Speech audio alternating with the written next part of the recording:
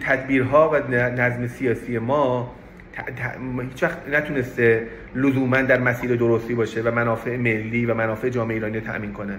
و همین خاطر من فکر میکنم بعد از این گردنه سختی که توش قرار گرفتیم ما نیاز داریم به یک بازاندیشی در این نظم سیاسی و مسیرها و استراتژی‌های کلیدی داشته باشیم. من یک اشاره‌ای میکنم به ساختار اسطوره‌شناسی ایران. در تمام اسطوره‌های ایران همیشه نزاع بنیادین، نزاع بین مردم و حاکمان بوده که تذکر بدن حاکمان مسیر غلطی رو نرن، چون مسیرهای غلط هزینه‌های سنگین بر جامعه و تمدن ایرانی تحمیل کردن.